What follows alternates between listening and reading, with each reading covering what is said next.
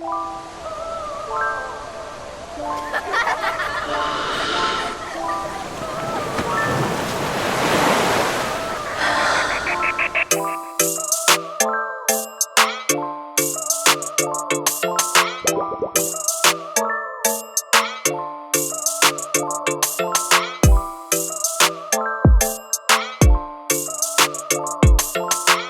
vient de découvrir un lieu que je ne connaissais pas, un habitat partagé, en tout cas un futur. Et moi je me sens pleine d'énergie, c'est beau, ça donne envie de pleurer. Voilà, c'est tellement apaisant et de pouvoir observer que c'est possible de vivre ensemble, de partager des valeurs communes, une vie ensemble. Et l'idée, c'était de, en effet, te laisser un peu nous raconter le début de cette belle aventure. C'est un projet qui a vu le jour en avril 2017.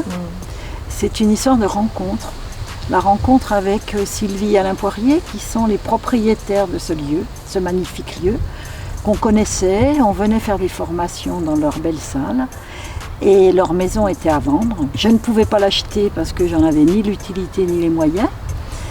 Mais un jour, ils ont rencontré un couple d'architectes qui cherchaient une maison, mais ce sont des architectes qui sont spécialisés dans l'habitat participatif, dans l'accompagnement et dans la création d'habitats écologiques. Et ils leur ont dit que je cherchais à créer un habitat partagé. Et à partir de là, on a commencé à monter le projet. Et un jour, on a lu le livre d'Abdenour Bidar, Les Tisserands.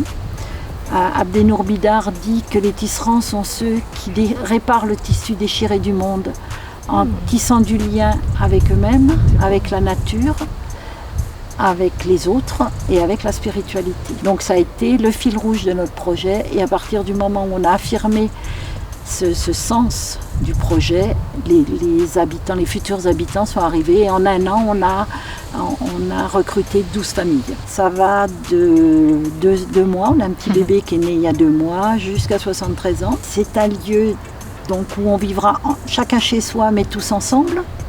C'est-à-dire qu'on aura dans notre maison notre lieu privatif, mais on aura des pièces communes, on aura des espaces communs et on pourra faire des fêtes, des choses ensemble.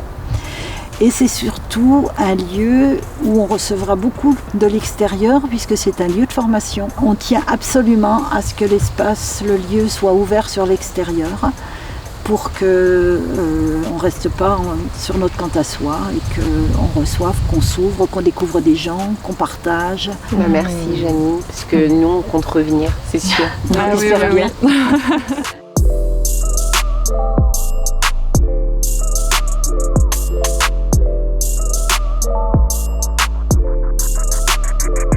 Alors aujourd'hui on se voit toutes les 3 parce que on fait partie de la team parenthèse. Le but, c'était vraiment de prendre ce temps avec toi, Héloïse, toi, Caroline, pour pouvoir partager avec nos abonnés qui vous êtes, qu'est-ce que vous êtes en mesure de proposer et surtout à la fin de pouvoir parler de cette fameuse pause parce que parenthèse, c'est beaucoup ça. C'est la pause parentale, la pause qui va venir permettre aux parents de se ressourcer au travers des contenus divers et variés, des contenus qui vont donner de la ressource pour pouvoir franchir toutes les étapes qu'est la parentalité. Héloïse, psychologue. Psychologue depuis quelques années, moi je te connais parce que j'ai travaillé avec toi et ça a été une belle aventure ensemble. On s'est séparés pour se retrouver encore plus forte aujourd'hui, j'ai l'impression. Et donc, moi, je me questionne comment on passe de psychologue, clinicienne, à se former autour des métiers de coach en sexualité, relations de couple. L'orientation en sexualité, amour, relations de couple, ça part vraiment d'un intérêt personnel. Beaucoup de questionnements sur ces sujets-là. Moi, j'ai eu un rapport à mon corps extrêmement compliqué pendant de nombreuses années, une bonne décennie. Et je pense que à travers mon éducation féministe, à travers 2017, il y a eu MeToo, donc ça a éveillé les consciences de beaucoup de personnes, de beaucoup de femmes. Et je me suis retrouvée dans beaucoup de témoignages de difficultés à être femme dans notre société. Et je me suis dit, ce serait peut-être temps de changer les choses. Et c'est un sujet qui me passionne en fait. Et je pense qu'un jour, je suis passée de être psychologue et exercer un métier à vivre quelque chose qui me passionne en fait. Et du coup, j'ai même plus l'impression d'exercer un métier, mais vraiment de vivre de ce que j'aime, en me spécialisant en sexualité, relations de couple. J'ai beaucoup travaillé avec des parents, avec des enfants, et en fait j'ai réalisé que on peut aider les enfants, mais on a besoin de soutenir les parents, et que de faire des adultes qui vont bien, c'est la priorité en fait pour faire des enfants qui vont bien. Et je pense que pour moi la sexualité c'est un des outils de soutien à la parentalité, de soutien à l'être humain en fait, et que dans notre société qui est un petit peu traumatisée, on va dire, autour du sujet de la sexualité, on a une société qui a un rapport très malsain à la sexualité. À la fois, on va beaucoup sexualiser les femmes, où il y a une sexualité outrageuse presque, avec le porno, etc. Et en même temps, il y a quelque chose de très tabou, et qui crée des secrets et qui continue les traumatismes en fait. Et je me suis dit, j'ai envie de faire partie de ces personnes-là qui vont faire exploser ce système-là. Pour moi, la sexualité, c'est une forme de parenthèse. C'est une forme de parenthèse pour le couple et c'est indispensable. C'est un besoin fondamental qu'on a en nous, chaque être humain, à un moment donné. Donc, il faut le satisfaire. Et aujourd'hui, en tant que couple, parents, comment peut-on s'octroyer cette sexualité épanouie quand on est parent solo parfois, quand on est en couple, jeune couple, on vient d'avoir un enfant, comment retrouver sa sexualité, comment la conserver, comment la vivre, qu'est-ce que la sexualité finalement ? La sexualité, est-ce que c'est l'acte sexuel ou est-ce que c'est tous les préliminaires qu'on peut intégrer dedans ? Enfin voilà, moi j'ai un tas de questionnements parce que c'est un sujet qui est tellement riche. Donc je te laisse développer. Ouais. Déjà, effectivement, comme tu disais, qu'est-ce que c'est la sexualité ? Où est-ce que ça commence ? Parce qu'on est, on a une société qui valorise énormément, comme tu dis, l'acte sexuel. Donc, qu'est-ce qu'on met derrière l'acte sexuel ? C'est la pénétration. Donc, déjà, c'est des sexualités qui sont très orientées sur les hétérosexuels, qui, du coup, excluent, par exemple, les femmes homosexuelles ou lesbiennes, qui, elles, n'ont pas forcément la pénétration à portée de main, on va dire. Et c'est effectivement, ça met énormément de pression, notamment une jeune maman qui vient d'avoir un enfant, qui clairement là tout de suite ne se sent pas prête à être pénétrée. Sa sexualité, elle est tout autant là en fait. Et tu disais la sexualité a un aspect, j'en parle avec un aspect sain, mais j'ai presque envie d'amener une touche de sacré à la sexualité, qui pour moi est un moyen d'accès à des états de conscience auxquels on n'a pas forcément accès en étant dans la vie de tous les jours. Et en fait, c'est ça qui ressource. La sexualité, c'est une énergie, donc c'est une énergie de vie, en fait. Au-delà d'un rapport sexuel pour atteindre un orgasme, c'est une énergie de vie et une énergie créatrice, l'énergie sexuelle. Et donc, quand on se reconnecte à cette énergie-là, en étant vraiment dans les ressentis, dans les sensations dans le corps... Au-delà d'une sexualité épanouie, parce que là, on le sent, c'est vital, en fait, c'est vital. C'est de l'énergie, ça nous permet de nous sentir en fait vivants, l'acte sexuel. Mais dans le cadre de la pause, qu'est-ce que tu pourrais conseiller aux parents ? C'est ralentir en fait, je pense, parce qu'il y a le rythme de nos vies et puis il y a le rythme de nos corps. Et arriver, pouvoir s'accorder des vraies pauses, c'est qu'est-ce que j'ai envie de ressentir dans mon corps ? De la détente, de la relaxation, de la joie, du bien-être. C'est en ralentissant qu'on peut ressentir ça dans le corps. On ne peut pas se sentir détendu en se disant « là, je prends une douche en 5 minutes et c'est ma pause ». Parfois, en voulant faire une pause ou prendre un moment pour soi, on est dans le faire encore. On est dans « je vais prendre un moment pour moi, mais je vais courir au salon de massage et puis je vais me faire masser et puis je suis angoissée parce que j'ai dû payer mon massage et j'ai pas de sous. » Et parfois, on est dans le faire. Et en fait, parfois, faire une pause et prendre soin de soi, c'est s'allonger sur son lit, mettre une musique douce qu'on aime et se caresser le corps et se faire un câlin et se faire du bien et juste ça en fait et s'autoriser à ce que ces moments-là au départ c'est difficile, c'est dur de ralentir, c'est super dur quand on court dans tous les sens, mais c'est aussi parfois du coup de se dire au lieu de faire 1 heure dans la semaine, c'est de faire 5 minutes tous les jours. Moi j'ai hâte que tu puisses nous faire découvrir un peu tout ce professionnalisme autour du coaching. Et toi, Dis-moi Caroline, qui est aujourd'hui infirmière puéricultrice, quand on est jeune maman ou même maman de 3-4 enfants, on a toujours besoin d'être écoutée dans sa parentalité, dans cette découverte de l'autre, c'est ce nouvel enfant qui prend de la place. C'est vraiment une spécialisation soit du métier d'infirmier, soit du métier de sage-femme. Et du coup, on est spécialisé chez l'enfant de 0 à 18 ans.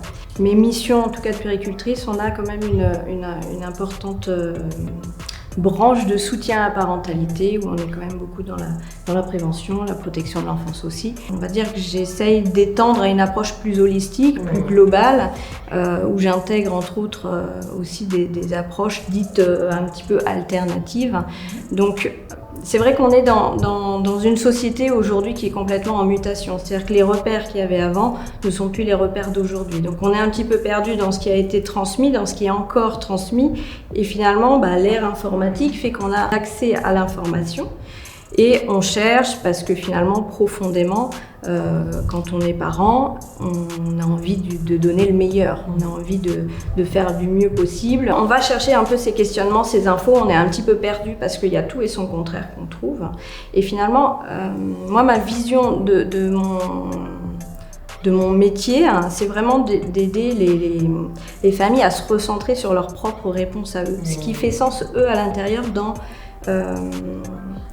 la confiance déjà dans leurs propres compétences et dans les compétences de leur enfant. C'est-à-dire que les bébés, ils sont pas dénués de multitude de compétences qu'on découvre encore aujourd'hui. Je pense qu'on va en découvrir encore, mais ils savent extrêmement bien ce qui se passe à l'intérieur. Il n'y a pas de triche, il n'y a pas de filtre. Tout est dit à l'instant T. Il y a quelque chose qui va, c'est l'apaisement immédiat. Quelque chose qui va pas, c'est exprimé aussi. Tout ça, ça passe aussi par un petit peu accéder à la paix intérieure aussi en tant que parent pour pouvoir accueillir finalement tout la découverte de vie des enfants, les émotions un petit peu qui viennent. Mais si nous on n'est pas à l'aise avec nos propres émotions, c'est compliqué aussi de le recevoir. À côté de ça, dans mes outils, dans mes approches, je suis formée aux fleurs de Bach, les élixirs floraux. Donc ça, on pourra faire des prochains lives où je pourrais expliquer davantage ce que ça peut apporter. En tout cas, c'est un outil pour finalement apprendre à être à l'écoute de soi, de ce qui se passe à l'intérieur et d'apporter rééquilibrage émotionnel. Alors je suis aussi formée à tout ce qui est libération des mémoires émotionnelles, vie prénatale et de la naissance, tout un peu de baby yoga, il y a méditation de pleine conscience. J'ai différentes petites approches comme ça pour pouvoir un petit peu amener un peu ce recentrage et finalement ce lien plus profond avec son enfant est plus harmonieux dans les liens. Effectivement, le rôle moi, la vision que j'ai du professionnel n'est pas de dire ce que vous devez faire. C'est facilitatrice. Les gens vont puiser, ils ont toutes les ressources nécessaires. C'est ça. Je pense que après, c'est ce qui est un petit peu les professionnels dans parenthèse, c'est qu'on est convaincu profondément que chacun a ses propres ressources et ses propres clés. Et du coup, qu'est-ce que toi tu conseillerais aux parents pour prendre leur pause ? À partir du moment où déjà eux arrivent à identifier ce qui leur apporte un sourire à l'intérieur. Ouais. Parce que ça, c'est le quotidien et tout, on oublie. Moi, c'est des vraies questions après qu'on amène les personnes, soi-même aussi, à se questionner. C'est quoi qui me ressource ? Pas qui m'anesthésie, qui me ressource, qui recharge un peu les batteries. Vraiment s'autoriser et qu'on lève le côté du parent, de la mère entre autres, mais aussi les pères, mais complètement dévoués à leur enfant et qu'on doit passer après. Et finalement, vraiment un parent qui va bien, c'est des enfants, ça va faciliter aussi le bien-être de ces enfants et en plus on leur donne un exemple merveilleux de incarne qui tu es, de ce qui te fait plaisir pour vivre ta vie et t'envoler plus tard. Du coup, c'est vraiment finalement le maître mot pour moi, s'accorder sa pause, c'est s'autoriser à vraiment prendre ce temps. Une fois, moi je courais derrière pour aller le chercher à la crèche, à l'école, je culpabilisais, j'allais même pas faire pipi. Et finalement j'arrive, il est en train de jouer, il fait... Genre j'étais déjà là, j'étais en train de jouer. Et comme tu disais, il y a aussi ce truc où on a accès à toute l'information. Donc parfois, moi donner les bons tuyaux, franchement, il y en a des tas, des listes avec les bons tuyaux et je suis totalement d'accord avec toi. C'est passer ce cap maintenant de ok, je sais tout ce qui existe pour me faire du bien et me prendre ma pause. Mais je sais ce qui existe, mais je me l'autorise pas parce que on me l'a pas autorisé, parce que je me dis que j'ai pas le droit au plaisir, parce que je me dis que j'ai pas le droit à la détente, parce que c'est être égoïste, parce que je suis une mauvaise mère si je le fais ou je suis un mauvais papa. Dans une société où on achète beaucoup les choses qui nous font plaisir, mais être réellement dans le plaisir, on n'a pas totalement le droit. Et c'est vrai pour la nourriture, c'est vrai pour la sexualité, c'est vrai pour des vrais temps où on se reconnecte à soi et penser à soi. Et du coup, c'est ce qui est les doubles messages de notre société. C'est on est là, une société de consommation, et en même temps, on n'a pas totalement le droit d'être bien, on n'a pas totalement le droit de se faire plaisir parce que il faut mériter. Il y a aussi cette conscience de mériter ce temps-là et ça, c'est des choses qu'il faut déblayer et déblayer en soi ces messages-là. Merci à vous les filles, c'était super. Et on se voit très vite pour des lives avec Héloïse, des lives avec Caroline. Quelle est la prochaine thématique? Mais moi, je voudrais beaucoup parler déjà des émotions, mais comment les gérer dans son corps, comment les faire passer par le corps, et puis après, plutôt orienter la sexualité quand on est parent, comment on fait cohabiter tout ça, et aussi parler de sexualité à ses enfants. Je souhaitais évoquer les fleurs de Bach, pouvoir développer davantage effectivement qu'est-ce que c'est que ces petits élixirs. Alors finalement, c'est une porte d'entrée, mais c'est effectivement ça se rejoint sur les émotions aussi, comment on se reconnecte à ce qui se passe vraiment à l'intérieur et comment on va chercher à apporter l'équilibre dans ce qui est justement un peu désharmonieux, déséquilibré. Après, effectivement, on pourra évoquer tout ce qui est la parentalité bienveillante, mythe ou réalité, on va échanger un petit peu autour de tout ça, et puis après les prochains thèmes viendront au fur et à mesure. Alors, ce n'est pas ça qui manque, effectivement. Le plus dur, c'est de se condenser sur un thème. Ok, trop bien. Merci les filles. Merci à toi.